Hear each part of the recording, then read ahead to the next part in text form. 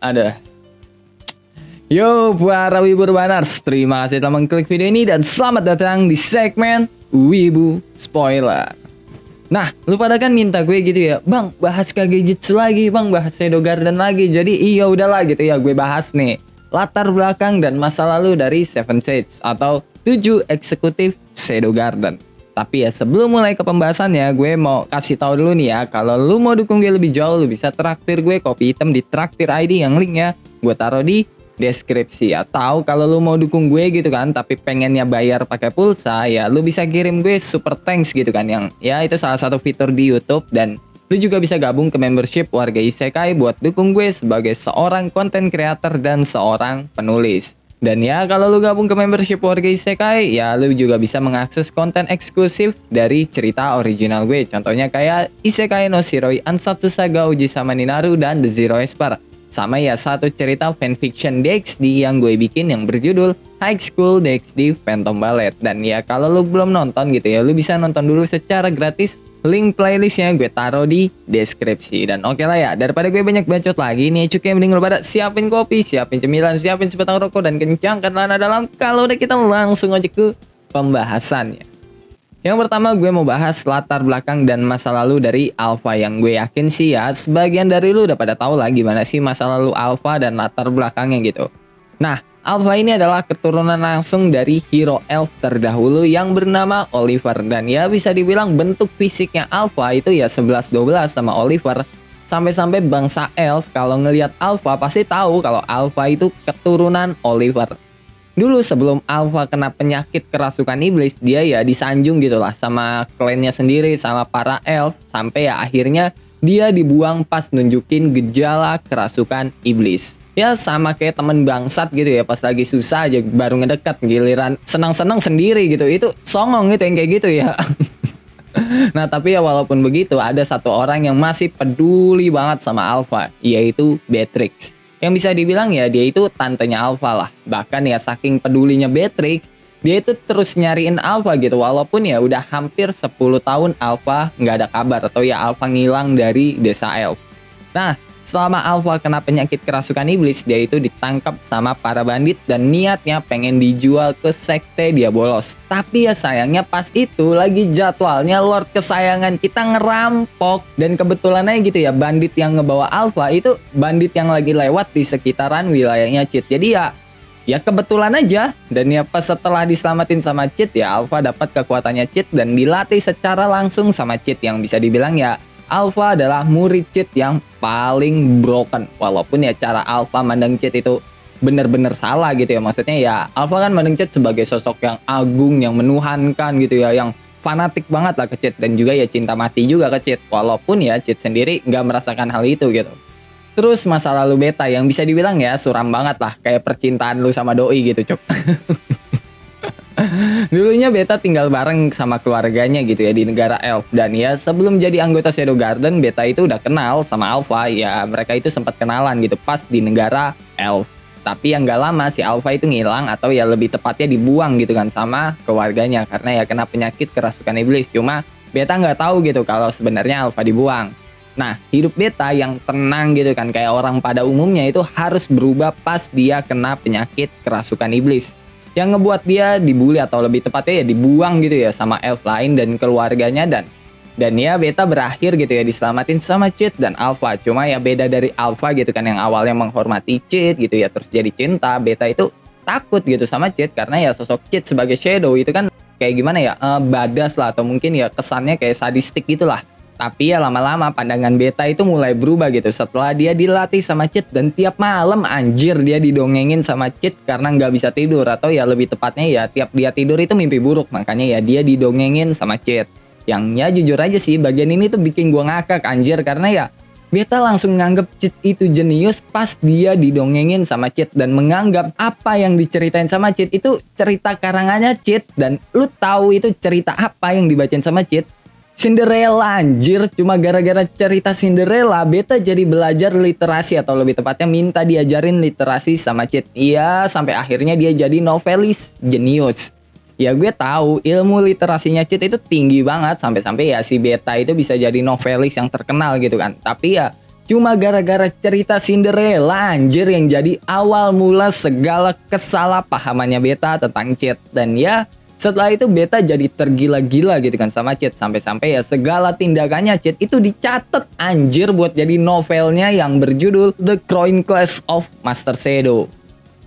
Terus masa lalu Gamma yang bisa dibilang ya sama aja gitu kan, kayak Alpha ataupun Beta yang dibuang keluarganya dan masyarakat karena ya menderita penyakit kerasukan iblis sampai akhirnya dia ditolong sama Cid. Tapi ya cara Gamma mandang Cid itu beda dari Alpha ataupun Beta karena ya setelah dirawat secara penuh sama Cid, mulai dari mentalnya gitu kan yang udah hancur sampai ke luka fisiknya, Gamma mandang Cid bagaikan sosok raja yang bakal dia kasih segalanya. Ya intinya Cid itu segalanya lah buat dia. Gamma juga menerima kekuatan dan pelatihan dari Cid, tapi sayangnya gitu ya, walaupun dia berbakat, dia itu ceroboh banget anjir, sampai-sampai ya Cid aja nyerah anjir ngajarin Gamma teknik pedang, dan Cid itu cuma bilang, udah ayunin aja pedang lu ke musuh, ntar musuh lu juga mati. Udah Cid bilang gitu doang gitu ya. Buset dah, orang sekelas Cid nyerah anjir ngajarin Gamma.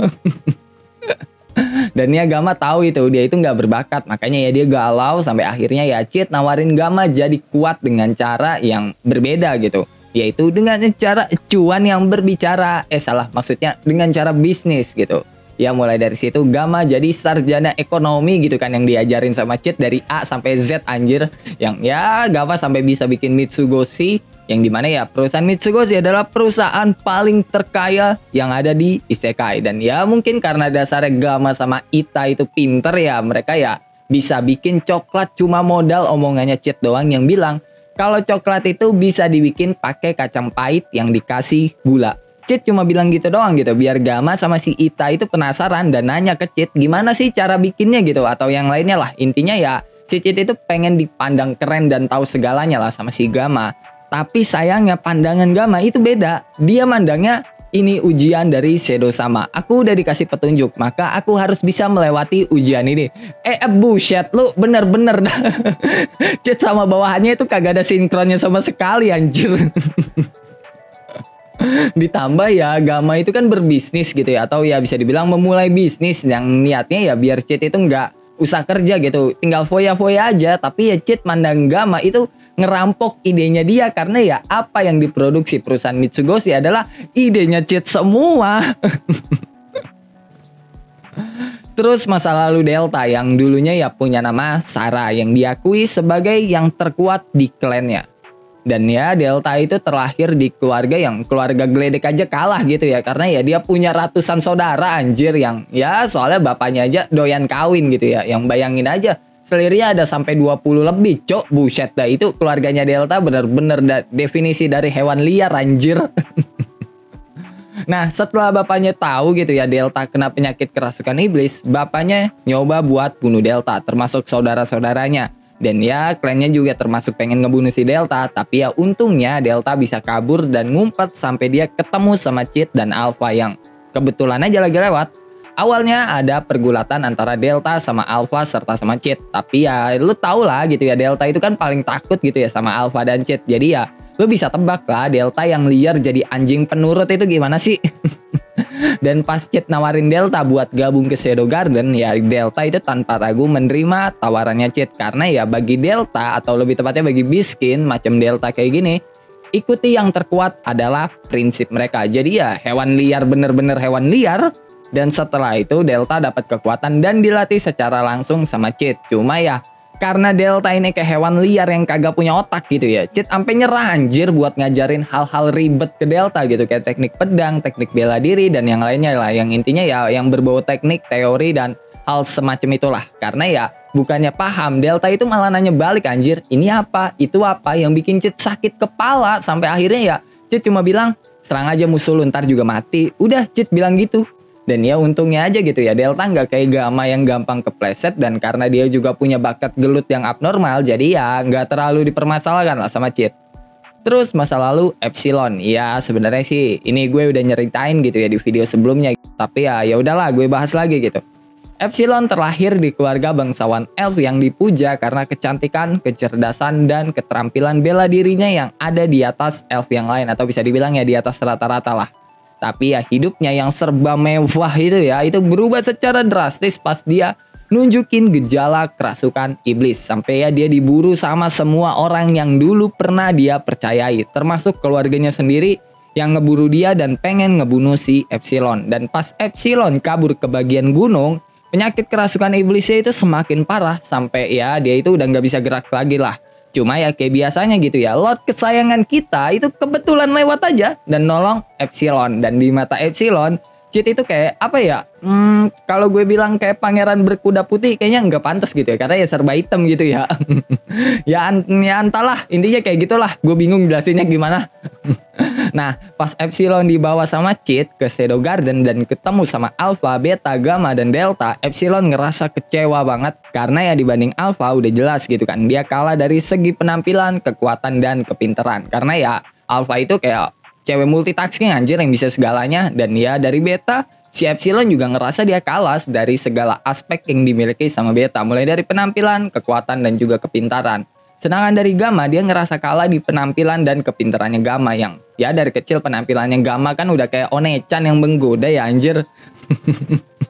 Sedangkan dari Delta ya kalau otak sih udah jelas ya Epsilon menang gitu, karena ya Delta kan kayak hewan liar anjir. Cuma ya kalau ngomongin penampilan dan kekuatan, dia ngerasa kalah gitu kan dari Delta. Nah, hal itu bisa terjadi karena pas itu badannya Epsilon itu pendek dan tepos gitu ya. Walaupun ya sekarang sama aja sih, masih tepos juga gitu. Dan kalau lu bilang, Bang, Epsilon gak tepos, itu opainya gede gitu kan. Woi, itu fake anjir. Dia pakai body sweet slime biar kelihatan ya tubuhnya yang lu anggap perfect itu cuma fake doang. Kasarnya sih ya opainya itu silikon anjir. Nah, karena rasa kecewanya Epsilon, Cid menghibur Epsilon make musik yang Cid mainin lewat piano. Dan ya pas itu Epsilon langsung bilang, wah Shadow sama jenius gitu ya. Padahal lagu yang dimainin Cid itu Twinkle Twinkle Little Star anjir. Cuma perkara di isekai belum ada lagu itu, Cid langsung dicap jenius sama si Epsilon. Karena ya dikira Epsilon itu lagu ciptaannya Cid yang dibikin buat penghibur Epsilon. Yang padahal itu lagu anak-anak di bumi kampret. Dan karena kesalahpahaman itu, Epsilon itu jadi cinta mati ke Cid gitu kan. Dan mulai belajar piano dari Cid dan ya mulai bereksperimen body sweet slime biar dia bisa kelihatan shemok gitu kan dan menarik perhatiannya Cid. Terus buat masa lalu Zeta dan Ita gue belum bisa bilang karena ya emang belum dikasih tahu kayak apa gitu kan masa lalu mereka. Tapi kalau Ita ya gue ada teorinya nih. Nah, karena Ita itu seorang ilmuwan jenius yang namanya udah mendunia, yang ya ilmuwan di isekai tahulah siapa itu Ita gitu kan, udah terkenal banget namanya, yang udah jelas gitu ya. Dari kecil dia pasti diajarin fisika, kimia, dan biologi sama Cid. Karena kayak yang lu lihat, perusahaan Mitsugoshi yang kerja di bidang produksinya ya Ita dengan makanan khasnya yaitu coklat whisky yang ya idenya diambil dari Cid gitu. Yang padahal ya Cid itu cuma bilang kalau dia pernah makan coklat yang di dalamnya ada whisky. Dan hal itu ditanggepin sama Ita dan Gamma sebagai ujian dari Cid. Yang mana ya mereka mikirnya, wah ini ujian dari Shadow sama setelah dia mengajari kita. Ya kira-kira begitulah gambaran kesalahpahaman para anggota Shadow Garden ke Cid gitu ya. Dan oke lah, mungkin cukup sampai di sini buat pembahasan kali ini. Kalau lo punya pertanyaan, pendapat, saran, requestan, atau bacotan gak penting lo lupa dah, lo bisa tulis di kolom komentar. Jangan lupa like video ini kalau lo suka sama pembahasannya. Dan kalau lo gak suka, lo juga boleh dislike kocok. Gue gak maksa lo buat neken tombol like. Dan jangan lupa ngopi hari ini. Sampai jumpa di video selanjutnya, and bye-bye.